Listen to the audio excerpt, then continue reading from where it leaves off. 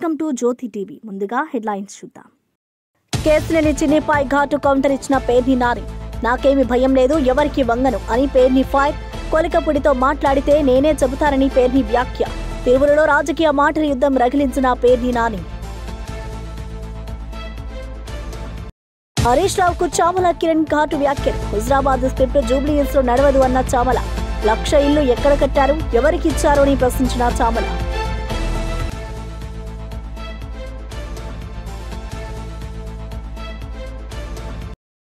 మోంటా తుఫాన్ పై అప్రమత్తంగా ఉండాలని మంత్రి అనిత ఆదేశాలు. తీర ప్రాంతాల్లో అధికారులు సిద్ధంగా ఉండాలని సూచన. భారీ వర్షాలు, గాలులు, ప్రజలు జాగ్రత్తగా ఉండాలని వ్యాఖ్య. ఎమర్జెన్సీ బృందాలు సిద్ధంగా ఉండాలని మంత్రి హెచ్చరిక. నవీన్ యాదవ్ విజయం ప్రజల విజయం అవుతుంది అన్న పొన్నం. కాపు, మున్నూరు కాపు వేరు కాదు, ఐక్యంగా ఉండాలని వెల్లడి.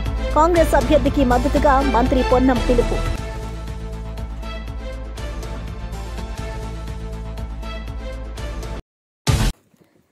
టీడీపీ ఎంపీ కేశినేని చిన్నిపై వైఎస్సార్ కాంగ్రెస్ నేత పేర్ని నాని ఘాటుగా స్పందించారు. కొలికపుడి శ్రీనివాస్ను నేను టీవీలో తప్ప నేరుగా ఎప్పుడూ చూడలేదు అంటూ చురకలు వేశారు. కొలికపుడితో మాట్లాడి ఉంటే నేనే చెబుతా, దానిలో దాచేదేముంది అని అన్నారు. కేశినేని చిన్ని పేరు చెబితే తాను భయపడతాననుకునేవారు పొరబడుతున్నారని అన్నారు. నాకేమీ భయం లేదు, నేను ఎవరికి వంగి వంగి మాట్లాడను అంటూ స్పష్టంగా చెప్పారు. రాజకీయాల్లో నిజాయితీలో ఉండడం ముఖ్యమని, తాను ఎప్పుడూ అదే పాటిస్తున్నారని అన్నారు. ఈ వ్యాఖ్యలతో ఇద్దరి మధ్య మాటల యుద్ధం మరింత రగిలింది. తిరువురు ప్రాంతంలో ఈ రాజకీయ మాటల దాడులు చర్చనీయాంశంగా మారాయి.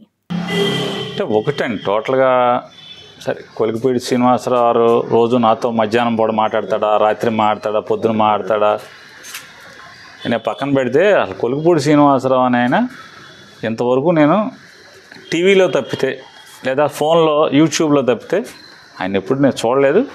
మాట్లాడితే దమ్ముగా నేను మాట్లాడుతున్నాడు శ్రీనివాసరావు, నేను కొలికపూడి నాతో మాట్లాడుతున్నాడు, నేనే చెప్తున్నానని చెప్తా. దాంట్లో నాకు భయపడాల్సిన అవసరం లేదు, అయితే చిన్ని అంటే నాకేం భయం లేదు. ఇక్కడ ఒకటి చిన్ని సమస్యల మీద నేను ఒకటైతే మాట్లాడదలుచుకున్నానండి. కేశినేని చిన్ని ప్రస్తుతం మునిగిపోతున్న నావలాగా కనబడుతున్నాడు మనకి. మంచి హుషారుగా ఎంపీ గెలవంగానే కన్ను మిన్ను కానకుండా బావులుగా స్పీడ్ బోట్ లాగా ఓకే ప్రకృతిని చీల్చుకుంటూ స్పీడ్గా వెళ్తున్నాడు.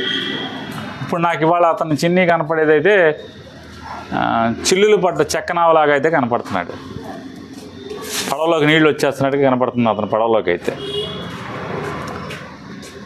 గొడుగుపేట వెంకటేశ్వర స్వామి అయినా చాలా మహిమగల దేవుడు గొడుగుపేట వెంకటేశ్వర స్వామి. గతంలో టీడీపీ ప్రభుత్వం అప్పుడు కూడా ఆ స్వామివారి ఆలయం మీద కన్నేసి దాన్ని ఎలా ఎత్తేయాలి, ఎలా దొబ్బేయాలి అనుకున్నప్పుడు కనకదుర్గ రెండో కంటి తెలియకుండా దాన్ని కనకదుర్గ అమ్మవారికి గుడికి అడాప్ట్ చేసి తద్వారా ఆ భూమిని ఎత్తేద్దామని కొంతమంది చూశారు. ఆయనకి అమాయకంగా సంతకం పెట్టినటువంటి ఒక పెద్ద ఆయన ఈ సంతకం పెట్టిన వెంటనే ఆరోగ్య సమస్యలు తలెత్తినాయి. మీరు ఏదో ఆ దేవుడి ఫైల్ పెట్టిన కాడి నుంచి నాకు ఈ దరిద్రం పట్టుకుందని చెప్పి వెంటనే ఆయన అక్కడితో ఆ పని ముందుకెళ్లకుండా ఆపేశారు. అంటే నాకు సమాచారం, చాలామంది ఎండోమెంట్స్ వాళ్ళు నాతో చెప్పినటువంటి సమాచారం అది. అట్లాగే ఇప్పుడు కేశినేని చిన్ని గారు కూడా ఆ వెంకటేశ్వర స్వామి ఆలయం స్వామివారి ఆస్తుల మీద కన్నేశాడు. కన్నేసిన దగ్గర నుంచి మొదలైంది. కేశినేని చిన్ని విజయవాడ ఎంపీ పడవకి చిల్లులు పడుతుంటే స్పీడ్ బోట్ లాగా మనం ఫారెన్లో సినిమాల్లో చూపించినట్టు, ఫారెన్లో షూటింగ్లో చూపించినట్టు స్పీడ్ బోట్ లాగా జమ్మని దూసుకెళ్తున్నాడు అనుకుంటే ఇప్పుడు అతనికి చెక్క పడవలాగా చిల్లులు పడుతున్న పరిస్థితి, చిల్లులు పడి నీళ్లు లోపలికి వస్తున్న పరిస్థితి వాళ్ళు చూస్తుంటే నాకైతే గొడుగుపేట వెంకటేశ్వర స్వామి ఆస్తులు ముట్టుకున్న పర్యవసానమే ఈ చిన్ని పడవలోకి నీళ్ళు వచ్చినాయని నాకు కనపడుతుంది. మొట్టమొదటిగా వద్దన్నా కొందికి మేము చెప్తున్నాం, దేవుడు ఆస్తి మా గొడుగుపేట వెంకటేశ్వర స్వామి ఆస్తి జోలికి రాబాకు, వచ్చిన వాళ్ళు ఎవరో బాగు. బీఆర్ఎస్ నేత హరీష్ రావుపై కాంగ్రెస్ నేత చామల కిరణ్ కుమార్ రెడ్డి కౌంటర్ ఇచ్చారు.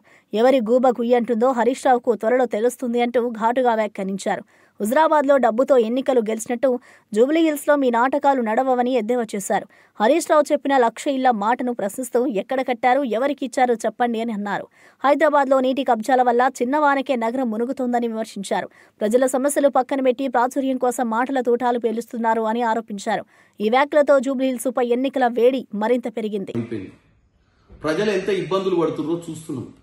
వాళ్ళ మామ హైదరాబాద్ న్యూయార్క్ చేస్తా అని చెప్పి ఏం చేసిండా అంటే 1,00,000 ఇల్లు ఎక్కడ కట్టిండో మాకు తెలియదు, ఎవరికి ఇచ్చిండో మాకు తెలియదు. మరి ఆ 1,00,000 మంది వచ్చి రోడ్డు మీద వచ్చి చెప్పియమని చెప్పి, కానీ ఒకటైతే చేసి వీళ్ళు ప్రభుత్వ అధికారులను అందరినీ చేతి కింద పెట్టుకొని ఇష్టానుసారంగా నాలాల మీద చెరువుల మీద పర్మిషన్లు ఇచ్చి ఇవాళ హైదరాబాద్ నగరాన్ని తెలంగాణ వచ్చిన తర్వాత హైదరాబాద్ని ప్రపంచ ఖ్యాతి నగరంగా చేస్తా అని చెప్పిన వాళ్ళు మొత్తం మునిగిపోయే నగరం చేసిరు.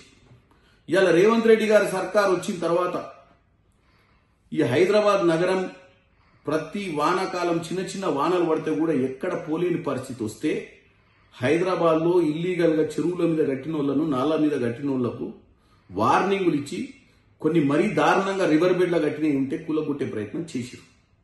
ఈరోజు హైదరాబాద్లో ఎవరన్నా వాటర్ ఫ్రంట్ రివర్ ఫ్రంట్ నాలా మీద కడితే కొననిగా కూడా ఎవరు సిద్ధంగా లేడు. దీనికి కారణము రేవంత్ రెడ్డి గారు హైడ్రా.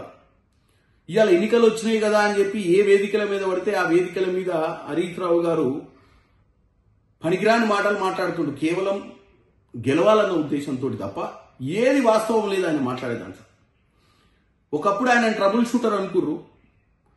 ప్రతి ఎన్నికలలో ఆయన వచ్చిందంటే మనం హుజురాబాద్ ఎన్నికలలో చూసినాం, కవర్లలో పైసలు పెట్టి ఓటర్లు ఇట్ల ప్రకారం ఇంటింటికి నిద్ర లేవక ముందే దర్వాజా కింద నుంచి తోసిపోయినట్టు జూబ్లీహిల్స్ కూడా చేద్దాం అనుకున్నాం. చేసి 100% గెలుద్దామన్న ఉద్దేశంతో ఉండే 15 రోజుల క్రితం దాకా కాంగ్రెస్ పార్టీ ఎప్పుడైతే వ్యూహంతో నవీన్ యాదవ్కి టికెట్ ఇచ్చిర్రో అది కాంగ్రెస్ పార్టీ ఇచ్చిన master stroke. Naveen Yadav nomination తోటి క్లియర్ కట్ గా కాంగ్రెస్ పార్టీ గెలుస్తుంది అన్న ఒక ఆలోచన వచ్చి ఇష్టానుసారంగా బావబామర్దులు మాట్లాడుతున్నారు.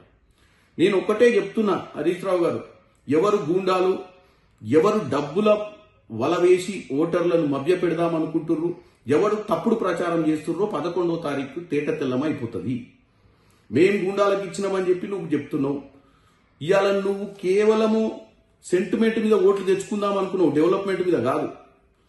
ఇప్పుడు నవీన్ యాదవ్ అనే వ్యక్తి చేసే ప్రచారం కానీ కాంగ్రెస్ పార్టీ వ్యూహం కానీ నీకు అంతు చిక్కక ఇష్టానుసారంగా మాట్లాడుతున్నావు. ఇది జూబ్లీహిల్స్ ఎన్నికల కోసమే నువ్వు మాట్లాడుతున్నావు. జూబ్లీహిల్స్ ఎన్నికలలో ప్రజల్ని తప్పుదో పట్టేయాలనుకుంటున్నావు. నీ పార్టీ భూస్థాపితం కాకుండా కాపాడుకునే ప్రయత్నం చేస్తున్నావు. ఎందుకంటే మొన్ననే కంటోన్మెంట్లకు డిపాజిట్ పోయింది, పార్లమెంట్ ఎన్నికలలో గుండుసున్నా వచ్చింది, జనరల్ ఎన్నికలలో ఇంటికి తరిమి కొట్టింది. ఈ ఎన్నికలతోటి మీ కార్యకర్తలు కూడా ఎవరు రేపటి నుంచి జెండా కట్టే పరిస్థితి ఉండదని చెప్పి భయంతో నువ్వు మీ బామ్మారిది ఊరి మీద పడి ఇష్టానుసారంగా మాట్లాడుతున్నారు. 11వ తారీఖు నాడు ఎవరి చెంప చెల్లుమంటదో ఎవరి గువ్వ గుయ్యమంటదో తెలుస్తుంది. రాష్ట్రంలో మోంతా తుఫాన్ ప్రభావం నేపథ్యంలో అన్ని శాఖలు అప్రమత్తంగా ఉండాలని హోంమంత్రి అనిత ఆదేశించారు. 27, 28, 29 తేదీల్లో భారీ వర్షాలు, తుపానులు సంభవించే అవకాశం ఉందని తెలిపారు. ప్రజల ప్రాణ ఆస్తి నష్టం జరగకుండా జాగ్రత్తలు తీసుకోవాలని సూచించారు. తీర ప్రాంతాల్లో అధికారులు, రెవెన్యూ సిబ్బంది సిద్ధంగా ఉండాలని ఆదేశించారు. మత్స్యకారులు సముద్రంలో వేటకు వెళ్లవద్దని హెచ్చరించారు. ఎమర్జెన్సీ రెస్పాన్స్ టీములు సిద్ధంగా ఉండాలని తెలిపారు. తుఫాన్ తీవ్రత దృష్ట్యా రవాణా, విద్యుత్, వైద్య శాఖలు సమన్వయంతో పనిచేయాలని మంత్రి పేర్కొన్నారు. విపత్తు సమయంలో ప్రజలు భయపడకుండా అధికారుల సూచనలు పాటించాలని సూచించారు. దీని ఎఫెక్ట్ చాలా ఎక్కువగా ఉంటుంది కాబట్టి ఇది ఇంచుమించుగా ఒక 100 kmph అంటే గాలి అంటే విండ్ కూడా ఇంచుమించుగా 100 kmph రావటం జరుగుతుందండి. కాబట్టి దీన్ని కొంచెం తీవ్రంగానే పరిగణించి దీన్ని కొంచెం సీరియస్గానే తీసుకొని స్టేట్ గవర్నమెంట్ ఆల్ హెచ్ఓడీస్కి కూడా ఇన్స్ట్రక్షన్స్ కూడా ఇవ్వడం జరిగింది. ఓవరాల్గా లాస్ట్ ఎక్స్పీరియన్సెస్ అంటే ఏదో ప్రిపేర్నెస్ తీసుకున్నామంటే అన్ని డిపార్ట్మెంట్స్ మేము ఇలా చేసాం అలా చేసామని చెప్పడం కాకుండా 4 రోజుల ముందు నుంచి కూడా పాస్ట్ ఎక్స్పీరియన్సెస్ ఏదైతే ఉన్నాయో అంటే ఇంచుమించుగా ఒక 100 km/h విండ్ వచ్చిన పొజిషన్స్లోని సైక్లోన్స్ మన స్టేట్లో హిట్ ఇచ్చినప్పుడు ఏ పారామీటర్స్లో ఎక్కువ డ్యామేజ్ జరిగింది, ఏ ఏరియాస్లో ఎక్కువ డ్యామేజ్ జరిగింది అంటే అంత కీన్ అబ్జర్వ్ చేసుకుని అప్పుడు సిచ్యువేషన్ని కూడా బేస్ చేసుకుని ప్రిపేర్నెస్ అనేది తీసుకోవడం జరిగిందండి. అంటే ఓవరాల్గా చూసుకుంటే లాస్ట్ మనకి హుద్ టైంలో 185 kmph నుంచి 200 kmph వరకు మనకి విండ్ పొజిషన్ ఉండేది. ఈ రోజు మనం చూసుకుంటే 100 kmph వరకు ఉంది. లాస్ట్ 2023లో జరిగిన ఒక సైక్లోన్ ఒకటి ఉంది, దాంట్లో మాత్రమే మనకి ఇంచుమించుగా 120-100 kmph విండ్ మనకు వచ్చింది. సో ఇప్పుడు అవన్నీ కూడా బ్యారేజ్ వేసుకొని వాటన్నిటినీ కూడా ఒక కేస్ స్టడీస్ కింద తీసుకొని ఫర్దర్గా ఎటువంటి ఇబ్బందులు రాకుండా చూసుకునే బాధ్యత గవర్నమెంట్, స్టేట్ గవర్నమెంట్ చాలా సీరియస్గా తీసుకున్నారు. జూబ్లీహిల్స్ ఉప ఎన్నికల ప్రచారంలో మంత్రి పొన్నం ప్రభాకర్ ఉత్సాహం నింపారు. బలహీన వర్గాలకు చెందిన యువకుడు, చదువుకున్న నాయకుడు నవీన్ యాదవ్ను గెలిపించాలన్నారు. కాపు, మున్నూరు కాపు వేరు కాదు, అందరూ ఐక్యంగా కాంగ్రెస్ అభ్యర్థి గెలుపు కోసం కష్టపడాలి అని పిలుపునిచ్చారు. కాపు సోదరుల సమస్యలను సీఎం రేవంత్ రెడ్డి దృష్టికి తీసుకెళ్లి పరిష్కారం అందిస్తారని హామీ ఇచ్చారు. కాంగ్రెస్ ప్రభుత్వం ప్రజా సంక్షేమానికి అంకిత భావంతో పనిచేస్తోంది. ఈ ఎన్నికల్లో కాంగ్రెస్ అభ్యర్థి విజయం ప్రజల విజయం అవుతోంది అని అన్నారు. ప్రచారంలో కాంగ్రెస్ కార్యకర్తలు, స్థానిక ప్రజలు పెద్ద ఎత్తున పాల్గొన్నారు. అదేవిధంగా మనకున్న సమస్యలు కూడా ఈరోజు వ్యక్తులు వేరు, సంఘం వేరు. సంఘం రాజకీయాలతో సంబంధం లేదు. సంఘం అనేటువంటిది ఆ యొక్క సంఘంలో ఉండేటువంటి కులానికి సంబంధించి అందరికీ న్యాయం జరగడానికి కుల ఐక్యత ద్వారా ఎప్పుడు కానీ ఒకవేళ ఇక్కడ మామూలుగా వ్యక్తిగా ఉంటే వేరు, సంఘంగా కులంగా ఉండి అక్కడ ఐక్యంగా ఉంటే ఎదుటి వాళ్ళందరినీ ప్రభావితం చేయగలుగుతుంది. కాబట్టి ఈ సంఘపరంగా మనం అందరూ కూడా లాభపడాలి అనే ఆలోచనతో ఈరోజు ఈ సమావేశం రాఘరావు గారు, పెద్దల హనుమంతన్న గారు కూడా ఇప్పుడే పురుషోత్తం గారు ఫోన్ చేశారు. ఇక్కడ డిఫరెన్స్ ఆఫ్ ఒపీనియన్ అందరం కూడా ఇప్పుడు నేను గౌడు, శెట్టిపల్లి, శ్రీశైల అంతా కలిసి ఉండేటువంటి విధంగా ఉన్నట్టు ఇక్కడ కూడా కాపు, గుండూరు కాపు అవసరం. అందరం కూడా మనందరం మన హక్కులకు సంబంధించి ఐక్యంగా ఉంటేనే ఎదురువాడు ఎవరైనా రాజకీయ పార్టీ కానీ న్యాయం చేస్తారు. రేపు నేను హైదరాబాద్ ఇన్ఛార్జి మంత్రిగా పెద్దలు వివేక్ గారు, హనుమంతన్న గారు నాయకత్వం తీసుకొని తప్పకుండా సరి అయిన ప్రాతినిధ్యం స్థానిక రాబోయే మున్సిపల్ కార్పొరేషన్ ఎన్నికల్లో ఇస్తాను. కానీ ఎవరి రాజకీయాలు, నేను కూడా రాజకీయాలకు వచ్చినప్పుడు ఎవడు రమ్మని కూర్చోబెట్టాడు. శ్రమ పడాలి. ఏరినంత శ్రమ ఉంటే ఆవినంత అదృష్టం ఉంటే కలిసి రావడానికి అవకాశం ఉంటుంది. మనం ఇంటికాడ కూర్చునే 10 అడిగాల సమావేశం రేపటికి నాంది పునాది. పొద్దున మీ శ్రమ, మీ ప్రాతినిధ్యం, మీ భాగస్వామ్యం చూపెట్టండి. నవీన్ యాదవ్ గెలుపు కొరకు మీ కృషి స్పష్టంగా కనబడ్డాక పార్టీ మిమ్మల్ని పిలిచి అన్న ఏం కావాలి రావాలని అడిగేటువంటి పరిస్థితిలో మీ ఐక్యతగా రాష్ట్రంలో బకాయిల అంశంపై మంత్రి సత్యకుమార్ యాదవ్ స్పష్టత ఇచ్చారు. బకాయిలు ఉన్నాయన్న మాట వాస్తవమని ఆయన అంగీకరించారు. గత వైసీపీ పాలనలోనే 2500 కోట్ల బకాయిలు పేరుకుపోయాయి. కూటమి ప్రభుత్వం వచ్చాక మరో 200 కోట్లు చేరాయి అని వివరించారు. మొత్తం 2700 కోట్ల బకాయిలు చెల్లించే పనిలో ప్రభుత్వం ఉన్నట్లుగా తెలిపారు. ఎవరి పాలనలో అయినా బకాయిలు చెల్లించాల్సిన బాధ్యత ప్రభుత్వంపైనే ఉంటుంది అన్నారు. ఆర్థిక క్రమశిక్షణతో ఈ సమస్యను పరిష్కరించేందుకు కృషి చేస్తున్నామన్నారు. ప్రజా సంక్షేమం కోసం ప్రభుత్వం కట్టుబడి ఉందని మంత్రి స్పష్టం చేశారు. ఆయన వ్యాఖ్యలు ఆర్థిక వ్యవస్థపై స్పష్టత తీసుకొచ్చాయి. చెల్లించడం జరిగింది. అయితే ఉంటున్న 2700 కోట్ల బకాయిల్లో గత ప్రభుత్వం పెట్టిపోయిన 2500 కోట్లు బకాయిలు, ఈ ప్రభుత్వ హయాంలో ఉన్న 200 కోట్ల బకాయిలు, మొత్తం కలిసి 2700 కోట్లు. ఏ ప్రభుత్వం పెట్టిపోయినా చెల్లించాల్సిన బాధ్యత తర్వాత వచ్చే ప్రభుత్వం మీద ఉంటుంది. ఆ విషయంలో నేను విభేదించడం లేదు. వారి చాలా న్యాయబద్ధమైన, సహేతుకమైన డిమాండ్ మాట్లాడుతున్నాం. మొన్న ఒక 240 కోట్లు విడుదల చేయడం జరిగింది. కానీ కనీసం ఒక 500 కోట్లు విడుదల చేయాల్సిందిగా నెట్వర్క్ ఆసుపత్రుల అసోసియేషన్ నాయకత్వం కోరుతూ ఉంది. దీన్ని ప్రభుత్వం ముఖ్యమంత్రి గారి దృష్టికి, సంబంధిత అధికారుల దృష్టికి, అదేవిధంగా ఆర్థిక శాఖ మంత్రి గారి దృష్టికి తీసుకెళ్ళడం నిరంతరం మాట్లాడుతున్నాం. ఒకవైపు ఈ నెట్వర్క్ హాస్పిటల్ అసోసియేషన్తో మాట్లాడుతూనే రెండో వైపు కూడా ప్రభుత్వం దృష్టికి తీసుకెళ్ళి ఇటీవల ఈ సేవలు కొద్దిగా ఆగిన కారణంగా ప్రభుత్వ ఆసుపత్రుల్లో నిరంతరంగా అందుతున్నాయి. నిరంతరంగా ప్రభుత్వ ఆసుపత్రులకు ప్రజలు వెళ్తూ ఉన్నారు. అయినప్పటికీ ప్రైవేట్ ఆసుపత్రుల్లో కూడా ఇవాళ ఈ సేవలు అందాల్సిన అవసరం ఉంది. కాబట్టి ప్రభుత్వం దృష్టికి తీసుకెళ్తాం. యాజమాన్యంతో కూడా మాట్లాడుతున్నాం. అయితే ఒక మధ్య మార్గంగా ఇక్కడ నేను చెప్పలేను, కానీ ఒక ప్రత్యామ్నాయ మార్గం కూడా తీసుకొచ్చి శాశ్వత పరిష్కారం దీన్ని కనుగొనే దిశగా కూడా ఇవాళ ప్రభుత్వం ఆలోచిస్తూ ఉంది. అది 1-2 రోజుల్లో అది ఒక కొలిక్కి వస్తుంది. గాంధీ భవన్లో ఎమ్మెల్సీ బల్మూరి వెంకట్ మీడియాతో మాట్లాడారు. తెలంగాణలో కాంగ్రెస్ ప్రభుత్వం తీసుకుంటున్న అభివృద్ధి కార్యక్రమాలను ఆయన వివరించారు. యువతకు ఉద్యోగాలు, రైతులకు సబ్సిడీలు, మహిళలకు ఉచిత ప్రయాణం వంటి పథకాలు ప్రజల్లో విశ్వాసం కలిగిస్తున్నాయని పేర్కొన్నారు. ప్రజల ఆకాంక్షలను నెరవేర్చే ప్రభుత్వం రేవంత్ రెడ్డి నాయకత్వంలోని కాంగ్రెస్ సర్కార్దే అన్నారు. పార్టీ బలోపేతం కోసం గ్రామస్థాయి వరకు కార్యకర్తలు కృషి చేయాలని పిలుపునిచ్చారు. విద్యార్థి దశ నుంచే ఉద్యమం చేస్తున్న నాకు ప్రజల సమస్యలు తెలుసు అని చెప్పారు. పార్టీ సిద్ధాంతాలను ప్రజల్లోకి తీసుకెళ్లడమే తన లక్ష్యమని తెలిపారు. ఆయన వ్యాఖ్యలతో కాంగ్రెస్ శ్రేణుల్లో ఉత్సాహం నెలకొంది. ఎవరో మిస్యూజ్ చేసిర్రు, దానిపైన ఏదో స్కామ్ జరిగింది, దానికి సంబంధించిన ఒక విక్టిమ్ పోయి సెప్టెంబర్లో దాన్ని పోయి ఏదైతే సైఫాబాద్ పోలీస్ స్టేషన్లో సెప్టెంబర్ 12వ తారీఖు దానిపైన కేసు పెట్టిండు. దాని తర్వాత అక్టోబర్ 8 CCSలో దానిపైన విచారణ జరిగిందని చెప్పి వాస్తవాలన్నీ సబ్జెక్ట్ మొదలైనప్పటికీ కాకుండా నీకు తెలిసిన దానిపైన బురద జల్లనీకి ఒక స్క్రిప్ట్ తయారు చేసుకొని బయటకు వచ్చి మాట్లాడే ప్రయత్నం చేసినావు. ముందుగా ఆ ఇష్యూ పైన తెలంగాణ ప్రజలకి, ఎందుకంటే మంత్రి గారు తెలంగాణ రాష్ట్ర అభివృద్ధి కోసము తెలంగాణలో ఇన్వెస్ట్మెంట్స్ తీసుకురావాలి, ఇక్కడ ఉన్న యువకులకు ఉద్యోగ అవకాశాలు కల్పించాలి, తెలంగాణని ఉన్నతమైన స్థాయికి తీసుకొని వెళ్ళాలని చెప్పి ముఖ్యమంత్రి గారి నాయకత్వంలో శ్రీధర్ బాబు గారు విదేశాల్లో పెట్టుబడుల కోసం తెలంగాణ రాష్ట్ర అభివృద్ధి కోసం కృషి చేస్తుంటే, కష్టపడుతుంటే మీ సమయంలో ఇన్వెస్ట్మెంట్స్ తక్కువ, కేటీఆర్ తెచ్చినాయి, బిల్డప్లు ఎక్కువ. శ్రీధర్ బాబు గారు ఈరోజు చిత్తశుద్ధితోటి విదేశాల్లో తిరుగుతూ ఇన్వెస్ట్మెంట్స్ తీసుకొని వస్తుంటే కేటీఆర్ గారు ఏదో చెప్పిండని చెప్పి వాడు మాట్లాడమన్నాడని చెప్పి నువ్వు సిగ్గు లేకుండా శ్రీధర్ బాబు గారి పైన తప్పుడు ఆరోపణలు చేసి అవాస్తవాల్ని ప్రజలకి చెప్పే ప్రయత్నం చేస్తున్నావు. ఆ ఇష్యూల ఏదైతే శ్రీధర్ బాబు గారికి సంబంధించి వారి యొక్క లెటర్ ప్యాడ్ ఏదైతే ఉంటుందో దాన్ని తీసుకొని కొంతమంది వ్యక్తులు దాన్ని బయట ఇప్పుడు CMRFకో LOCకో లెటర్ ప్యాడ్ ఇస్తే ప్రతి ఒక్కరి దగ్గర లెటర్ ప్యాడ్ ఫార్మాట్ అనేది ఉంటుంది. ఆ ఫార్మాట్ని తీసుకొని ఉద్యోగాలు పెట్టిస్తామని బయట ఎక్కడనో దాని ఎంబ్లమ్ని మార్ఫింగ్ చేసి వారి సంతకాన్ని కూడా మార్ఫింగ్ చేసి కొంతమందిని మోసం చేసే ప్రయత్నం చేసినప్పుడు ఆ విషయము స్వయాన మంత్రి గారి దృష్టి. ప్రవాసీ ప్రజావాణి రాష్ట్ర కోఆర్డినేటర్ బొజ్జ అమరేందర్ రెడ్డి యువతకు హెచ్చరికలు జారీ చేశారు. ఫేక్ విదేశీ ఉద్యోగ ప్రకటనలకు మోసపోవద్దు, నిర్ధారించుకున్న తర్వాత మాత్రమే దరఖాస్తు చేయాలి అన్నారు.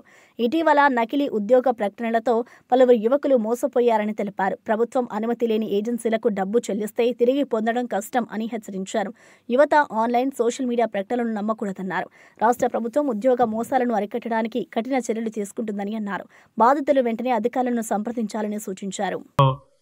ఉద్యోగాలు ఉన్నాయని ఫేక్ యాడ్లు ఇచ్చినటువంటి సందర్భంలో వాటికి అట్రాక్ట్ అయ్యి వాళ్ళని నమ్మి విదేశాలకు వెళ్ళి చాలా మంది మోసపోతున్నారు ఈరోజు. సో రీసెంట్గా బ్యాంకాక్లో జాబులు ఉన్నాయని చెప్పేసి ఇన్స్టాగ్రామ్లో యాడ్ ఇవ్వడం జరిగింది. గోల్డెన్ లైన్ ఎంటర్టైన్మెంట్ క్యాసినో అని ఒక కంపెనీ ఇన్స్టాగ్రామ్లో యాడ్ ఇవ్వడం జరిగింది. ఈ ఇన్స్టాగ్రామ్లో యాడ్ చూసి ఇక్కడ ఉన్నటువంటి తెలుగు విద్యార్థులు గ్రాడ్యుయేషన్ పూర్తయి జాబుల కోసం ఎదురు చూస్తున్నటువంటి విద్యార్థులు, ఎస్పెషల్లీ తెలంగాణ నుంచి 8 మంది విద్యార్థులు వెళ్ళారు జాబ్ కోసం బ్యాంకాక్కి. అక్కడ పోయినాక ఒక 10 రోజులు వాళ్ళని ఒక సిస్టమ్ ఇచ్చి కూర్చోబెట్టారు. సో తర్వాత వాళ్ళకి అక్కడ పోయినాక తెలిసింది ఏంటంటే ఆ కంపెనీ ఏదో బిట్ కాయిన్ బిజినెస్ చేస్తుంది, అమెరికాలో ఉన్నటువంటి కస్టమర్లకు వీళ్ళు ఆ బిట్ కాయిన్ సేల్ చేయాలి అంటే ఫ్రాడ్లెంట్, అది నిజమైన బిట్ కాయిన్ కాదు, అది ఫేక్ బిట్ కాయిన్.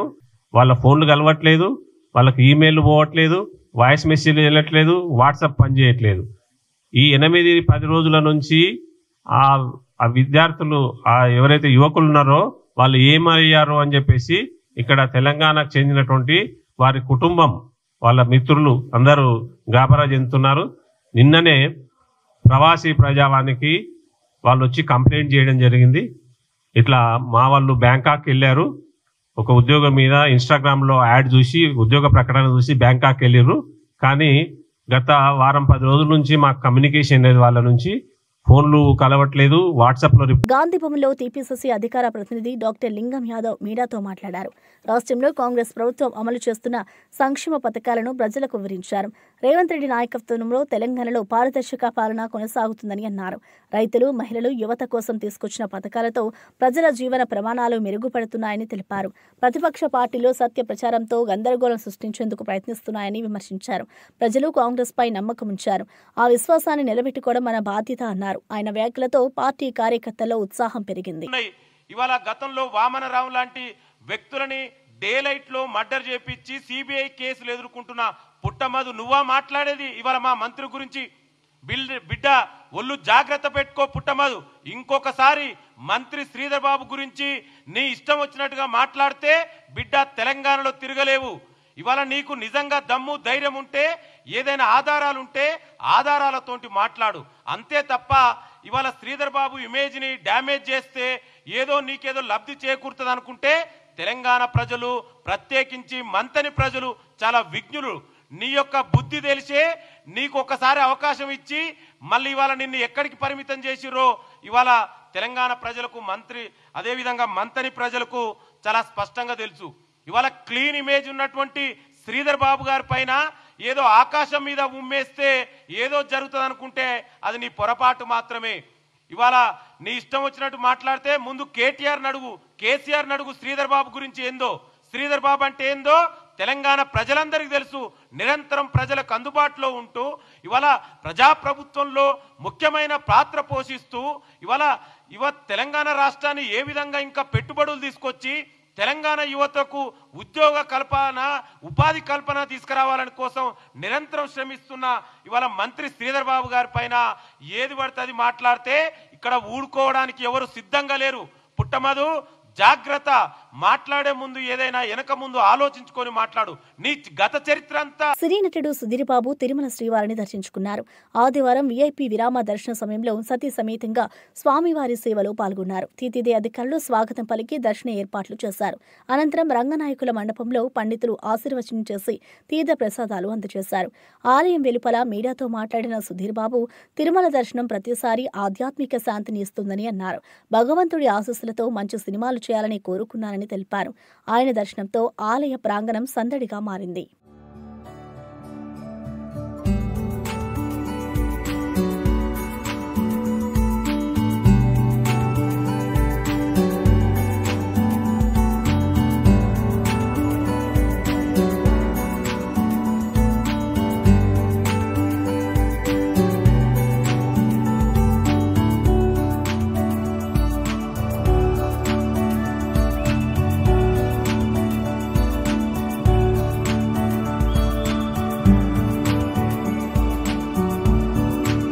తెలంగాణ జాగృతి అధ్యక్షురాలు కల్వకుంట్ల కవిత నిజామాబాద్లో జాగృతి జనంబాట ప్రారంభోత్సవంలో మాట్లాడారు. నేను 20 ఏళ్లుగా కేసీఆర్, బీఆర్ఎస్ కోసం కష్టపడ్డాను, కానీ కుట్ర వల్ల ఓడిపోయాను అన్నారు. ఇంటి గుట్టు బయటపెట్టి నన్ను బయటకు పంపించారు. ఇప్పుడు నా దారి నేనే వెతుక్కుంటున్నా అని వ్యాఖ్యానించారు. నేను ఈ జిల్లా బిడ్డను, కోడలిని. మీ ఆశీర్వాదం నాకు కావాలి అంటూ భావోద్వేగంతో మాట్లాడారు. కవిత వ్యాఖ్యలు బీఆర్ఎస్ భవిష్యత్తుపై చర్చలకు దారితీశాయి. జాగృతి కార్యకర్తలు పెద్ద ఎత్తున పాల్గొన్నారు. దాని మీద మీకు ఆలోచన కూడా పోతలేదు. దాని మీద కూడా సీరియస్గా ఆలోచన చేయవలసింది నేను కోరుతా ఉన్నా. అంటే అందరికీ సమాన అవకాశాలు అంటే ప్రభుత్వమే విద్యను ఈ విధంగా మరి అణచివేస్తుంటే సమానమైన అవకాశాలు ఏడికెళ్ళి వస్తాయి. అందుకే సామాజిక తెలంగాణ రావాలని కోరుతా ఉన్నాం. అదేవిధంగా సమానమైనటువంటి అధికారం. ఇవాళ మీరు ఆలోచన చేయండి, అధికారం, పొలిటికల్ అధికారంలో భాగస్వామ్యం ఉన్న కులాలు ఎన్ని ఉన్నాయి, ఉన్నటువంటి యువకులు ఎంతమంది ఉన్నారు, ఉన్నటువంటి మహిళలు ఎంతమంది ఉన్నారు. ఎక్కడ చూసినా మహిళలు 5% అబవ్ లేరు. ఒక లోకల్ బాడీస్లో అంతకుముందు వచ్చినటువంటి రిజర్వేషన్ వల్ల 50% వచ్చిరు తప్పితే ఎమ్మెల్యేలుగా, ఎంపీలుగా, చైర్మన్లుగా ముఖ్యమైనటువంటి కీలక నిర్ణయాలు తీసుకునే దగ్గర మహిళలకు భాగస్వామ్యం లేదు. కీలక నిర్ణయాలు తీసుకునే దగ్గర యువకులకు భాగస్వామ్యం లేదు. కీలక నిర్ణయాలు తీసుకునే దగ్గర బీసీలకు భాగస్వామ్యం లేదు, ఎస్సీలకు భాగస్వామ్యం లేదు. ఎస్, రిజర్వేషన్ ఉంది కాబట్టి ఇస్తున్నాం ఎస్సీలకు, ఎస్టీలకు అంటారు. కానీ ఎక్కడ అవకాశం వచ్చింది? ఎక్కడ మంచి కీలకమైన మంత్రి పదవి ఇచ్చింది? మైనారిటీల గురించి మాట్లాడి ఇవాళ అధికారంలోకి వచ్చింది కాంగ్రెస్ పార్టీ. 2 ఏళ్ళు అవుతుంది. సిగ్గుతో తలదించుకోవాలి కాంగ్రెస్ పార్టీ. మైనారిటీ మినిస్టర్ లేనటువంటి మొట్టమొదటి ప్రభుత్వం ఇది ఉమ్మడి ఆంధ్రప్రదేశ్ చరిత్రలో. ఎస్టీ లంబాడా లేనటువంటి మొట్టమొదటి మంత్రివర్గంలో లేనటువంటి మొట్టమొదటి ప్రభుత్వం కాంగ్రెస్ ప్రభుత్వం. సో ఇందుకోసమే సామాజిక తెలంగాణ రావాలంటున్నాం. అందరికీ అధికారంలో భాగస్వామ్యం రావాలంటే हमारे माइनॉरिटी भाइयों को भी मिलना, एसटीज़ को भी मिलना, एससीज़ को भी मिलना, खवातीनों को भी मिलना, हमारे युवाओं को भी मिलना, सबके लिए सामाजिक तेलंगाना चाहिए. ఇదేదో నినాదం చెప్తలేను నేను. మనకు జూబ్లీ హిల్స్లో బీజేపీ కార్యకర్తలతో కలిసి ప్రధాని మన్ కీ బాత్ కార్యక్రమాన్ని వీక్షించిన కేంద్ర మంత్రి కిషన్ రెడ్డి బీఆర్ఎస్పై తీవ్ర విమర్శలు చేశారు. గత 10 ఏళ్లుగా ఈ నియోజకవర్గం అభివృద్ధి చెందలేదు. కేసీఆర్ హయాంలో ప్రజలు భయంతో జీవించారు అన్నారు. ప్రధాని మోడీ దేశాన్ని అభివృద్ధి దిశగా నడిపిస్తున్నారని, కేంద్ర ప్రభుత్వం తీసుకొచ్చిన పథకాలు దేశ ప్రజలకు ఉపయోగపడుతున్నాయని వివరించారు. జూబ్లీ హిల్స్ ఉప ఎన్నికల్లో ప్రజలు బీఆర్ఎస్ కాంగ్రెస్లకు గట్టి బుద్ధి చెప్పారని అన్నారు. ఆ ప్రజల ఆశీస్సులతో బీజేపీ అభ్యర్థి దీపక్ రెడ్డి విజయం సాధిస్తారని విశ్వాసం వ్యక్తం చేశారు.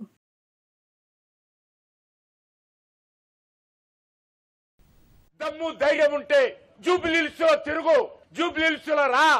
ఈ బస్తీల మధ్యలో, ఈ రోడ్ల మధ్యలో, ఈ చెత్త కుప్పల మధ్యలో చర్చించడానికి నేను సిద్ధంగా ఉన్నాను. కేసీఆర్ ఫామ్ హౌస్ లో పండుకొని స్టేట్మెంట్ పంపిస్తే కళ్ళు మూసుకొని ఓట్లేసేటువంటి పరిస్థితి పోయింది.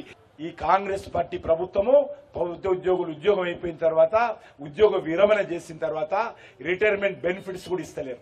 అందుకే ఈరోజు ఆ నిరుద్యోగులు, ఆ యొక్క మహిళలు, ఆ యొక్క రిటైర్ అయినటువంటి ఉద్యోగస్తులు శాపం ఏదైతే పెడుతున్నారో తప్పకుండా కాంగ్రెస్ పార్టీకి తగులుతుంది. ఈ రోజు ఈ ఎన్నిక జూబ్లీహిల్స్ ఎన్నికల్లో కాంగ్రెస్ పార్టీకి, బీఆర్ఎస్ పార్టీకి పాతరేయాలని చెప్పి, జవాబు చెప్పాలని చెప్పి, బుద్ధి చెప్పాలని చెప్పి ఈ సందర్భంగా జూబ్లీహిల్స్ ప్రజలను కోరుతా ఉన్నాను. సినీ నటుడు సుమన్ ఆంధ్రప్రదేశ్ సీఎం చంద్రబాబు పాలనపై ప్రశంసలు కురిపించారు. రాష్ట్ర అభివృద్ధి, పారదర్శకత, సాంకేతికతలో చంద్రబాబు చూపుతున్న దృష్టి ప్రశంసనీయమని అన్నారు. రాష్ట్ర ప్రజల జీవితాలను మెరుగుపరచడంలో సీఎం కృషి స్పష్టంగా కనిపిస్తుందని సుమన్ పేర్కొన్నారు. ఏపీని గ్లోబల్ స్థాయికి తీసుకెళ్లే నాయకుడు చంద్రబాబు మాత్రమేనని అన్నారు. యువతకు ఉపాధి అవకాశాలు, పారిశ్రామిక ప్రోత్సాహం, పర్యావరణ పరిరక్షణలో సీఎం చూపుతున్న దృక్పథం స్ఫూర్తిదాయకమని అన్నారు. నిజాయితీగా పాలన చేస్తే ప్రజలు ఎప్పుడూ వెన్నంటే ఉంటారు అని సుమన్ పేర్కొన్నారు. ఇక్కడ వరకు పికప్ అవుతుంది. చంద్రబాబు నాయుడు గారు చాలా మంచి అడ్మినిస్ట్రేటర్, ఆల్రెడీ ప్రూవ్న్. ఈ రోజు హైదరాబాద్ అంతా ఒక మోడర్న్ సిటీ లాగా ఉందంటే మెయిన్ ఆయనది ఆశీర్వాదమే. సో అడ్మినిస్ట్రేషన్ లో అక్కడ ఏమి లేదు. కాకపోతే కొన్ని ప్లేసెస్ లో కొంచెం లేట్ అవుతుంది, కొంచెం తొందరగా అవుతుంది, కొంచెం స్పీడ్ మీడియం ఉంటుంది. వాళ్ళకి తెలుసు ఏది ముందు చేయాలి, ఏది తర్వాత చేయాలి. గూగుల్ తీసుకొచ్చి పెట్టడం చాలా గొప్ప విషయం. ఎందుకంటే అది చాలా మందికి ఎంప్లాయ్మెంట్ వస్తుంది దాంట్లో, అండ్ వరల్డ్ వైడ్ గా కనెక్టివిటీ ఉంటుంది. సో అట్లా అది మంచి విషయం. అలాంటి మంచి విషయాలు ఇంకా చేయాలి. యూత్ కు ముఖ్యంగా ఏంటంటే జాబ్ అండి. ఈరోజు మెయిన్ గా ఏంటంటే అందరికీ ఉద్యోగాలు రావాలి, ఎంప్లాయ్మెంట్ రావాలి. ఏదైనా నా చెప్తున్నా అంటే రైతుల విషయంలో మటుకి కొంచెం ఎప్పుడు ఇంపార్టెన్స్ ఇవ్వాలి. రైతులు బాగుంటే దేశం బాగుంటుంది, దేశం బాగుంటే రాష్ట్రం బాగుంటుంది. బులెటిన్ ముగించే ముందు హెడ్లైన్స్ మరోసారి చూద్దాం. కేసులేని చిన్నిపై ఘాటు కౌంటర్ ఇచ్చిన పేర్ని నాని. నాకేమి భయం లేదు, ఎవరికి వంగను అని పేర్ని ఫైర్. కొలికపుడితో మాట్లాడితే నేనే చెబుతానని పేర్ని వ్యాఖ్య.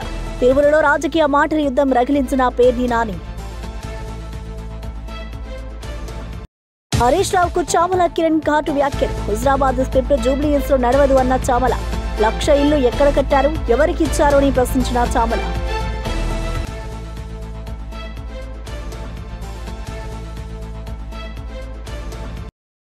మోంటా తుఫాన్పై అప్రమత్తంగా ఉండాలని మంత్రి అనిత ఆదేశాలు.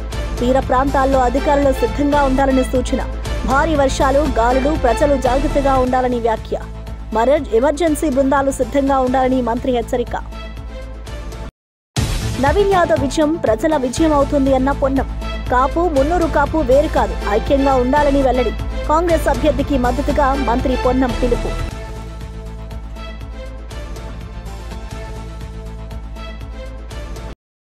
ఇక ఇవి బులెటిన్ విశేషాలు. మరో బులెటిన్లో మళ్ళీ కలుద్దాం.